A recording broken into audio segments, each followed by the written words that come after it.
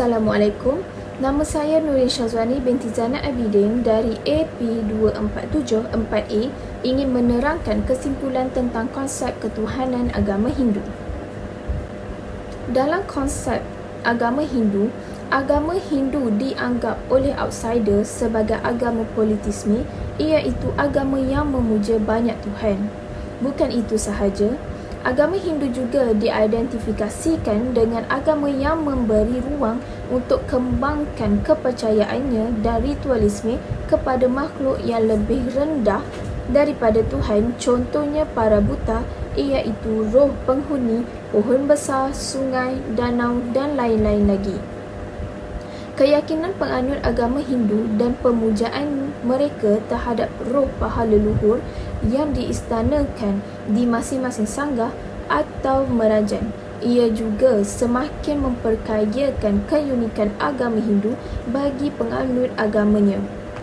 Kompleksitas kedudukan Tuhan dalam konsep agama Hindu semakin tidak mudah untuk dijelaskan dan dipahami oleh pihak lain daripada diberikannya ruang bagi konsep desa kala patra dalam pelaksanaan ritualnya.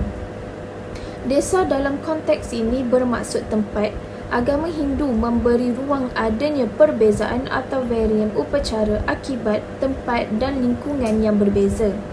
Upacara yang dilaksanakan di lingkungan pergunungan berbeza dengan yang dilakukan dalam lingkungan pesisir. Kala pula bermaksud waktu, iaitu agama Hindu dengan sistem kalendernya untuk mencari dan menentukan hari yang baik untuk dipilih dan juga hari yang buruk untuk dihindari. Sistem penghitungan ini ditemukan di daerah tertentu membuat upacara ngabeng yang dilaksanakan sebelum matahari condong ke barat, dan sementara itu di daerah lain pula dilaksanakan setelah matahari condong ke barat. Dalam pertimbangan patra, iaitu bermaksud keadaan, patra berkaitan dengan tingkat upacara itu yang dibezakan berdasarkan tingkatan utama, madhya dan nista.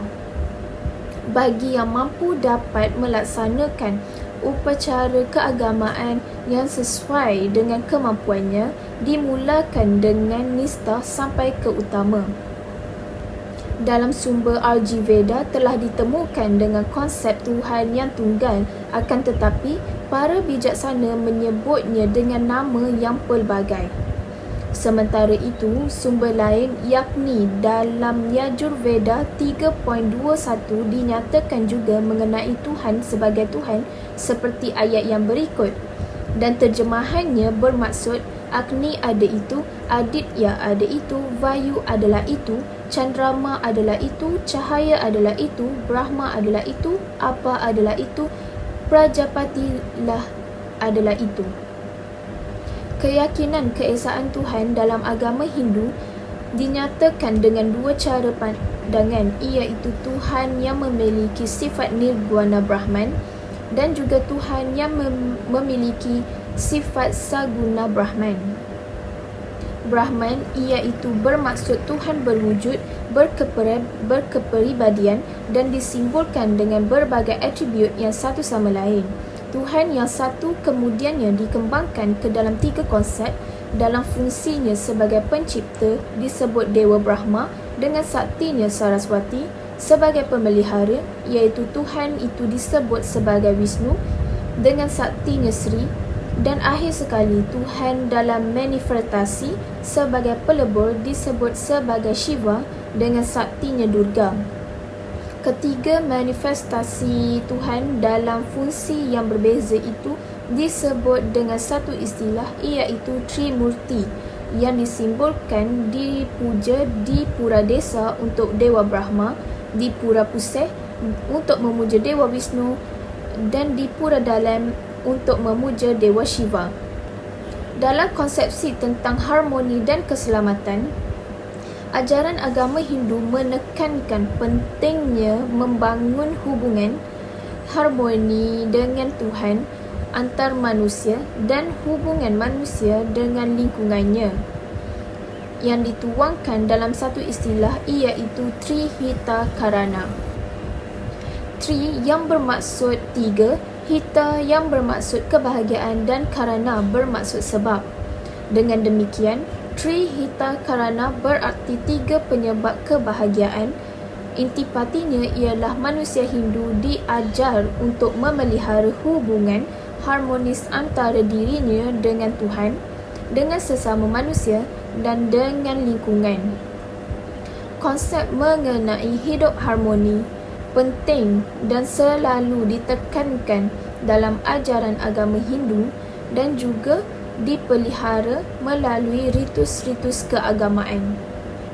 Menurut pandangan Advaita Vedanta, manusia harus memelihara persaudaraan dan memperlakukan orang lain seperti orang lain, seperti memperlakukan diri sendiri. Kesamaan esensial dilandasi keyakinan bahawa benda mengandungi tenaga yang tidak lain adalah panas atau prana dan itu adalah daya hidup.